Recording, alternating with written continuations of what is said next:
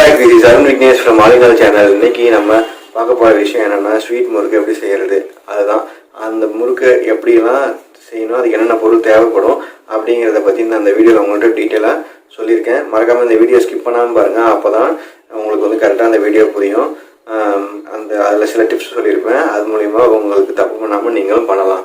So வாங்க இந்த வீடியோல அந்த முறுக்கை பத்தி கத்துக்கலாம். நீங்களும் உங்க வீட்டில் போய் செஞ்சு சாப்பிட்டு பாருங்க. எப்படி இருந்துச்சுங்கிறத கமெண்ட்ல மென்ஷன் பண்ணுங்க. இப்போ நம்ம தேங்காய் திருவி எடுத்து வச்சுருக்கேன். எவ்வளோ அப்படின்னு பார்த்தீங்கன்னா 300 கிராம் அரிசி மாவுக்கு 200 ml தேங்காய் பால் வரணும். அதுக்கு தகுந்த மாதிரி தேங்காவை நான் திருவி எடுத்து வச்சுருக்கேன். அந்த திருவி எடுத்து வச்சுருக்க தேங்காய் பாலை அரைச்சி நான் ரெடி பண்ணி வச்சுக்கிட்டேன்.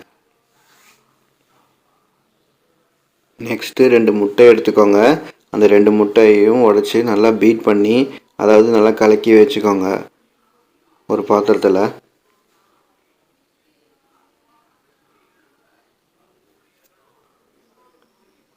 அடுத்தது சர்க்கரை எவ்வளோ தேவைப்படும் அப்படின்னு பார்த்தீங்கன்னா 100 கிராம் சர்க்கரை அரைக்கணும். அதுக்கு தகுந்த மாதிரி சர்க்கரையை எடுத்துக்கோங்க.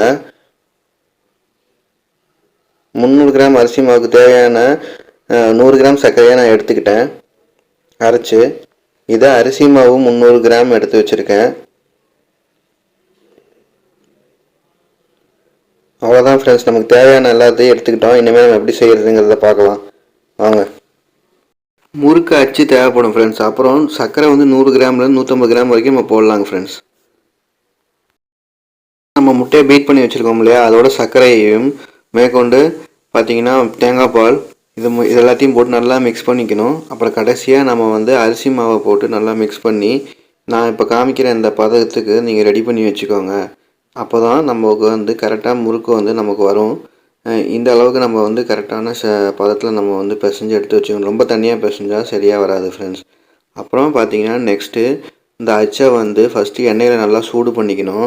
அப்படின்னா தான் இந்த மாவு வந்து அதில் ஒட்டும். அப்புறம் நீங்கள் வழக்கம் போல் நீங்கள் வந்து முறுக்கு போட்டு எடுக்கலாம். ஒரு தடவை முறுக்கு நீங்கள் போடும்போதும் எண்ணெயில் நல்லா சூடு பண்ணிவிட்டு தான் நீங்கள் வந்து அந்த முறுக்கு மாவை நீங்கள் நினச்சி எடுத்து போடணும். அப்புறம் பார்த்தீங்கன்னா இந்த வீடியோவில் நான் உங்களுக்கு காமிக்கிறப்போ சரியாக அந்த முன்னாடி போட்ட முறுக்கு என்னால் எடுக்க முடியல. ஸோ அதனால் அது கருகிடுச்சு, லைட்டாக கருகிருக்கு. நீங்கள் வந்து கரெக்டான கலரில் வரும்போதே நீங்கள் அதை எடுத்துக்கலாம், கரெக்டாக வரும். அவ்வளோதான் ஃப்ரெண்ட்ஸ், நீங்கள் முறுக்கு நீங்கள் ஈஸியாக சுடலாம். அந்த ஒவ்வொருத்தரையும் நான் வந்து ஹீட் பண்ணி போடுற மாதிரி நீங்களும் போட்டு எடுக்க வேண்டியதான் ஃப்ரெண்ட்ஸ். அவ்வளோதான் ஃப்ரெண்ட்ஸ், முறுக்கு ரெடி ஆகிடுச்சு. இனிமேல் நம்ம சாப்பிட வேண்டியதான். எனக்கு சரியான ஃப்ளேமில் வச்சு எடுத்தேன். பாதி இது வந்து லைட்டாக அந்த ஃப்ளேமில் லைட்டாக கண்ட்ரோல் பண்ண முடியல, மறந்துட்டேன். ஸோ அதனால் லைட்டாக கருகிடுச்சு.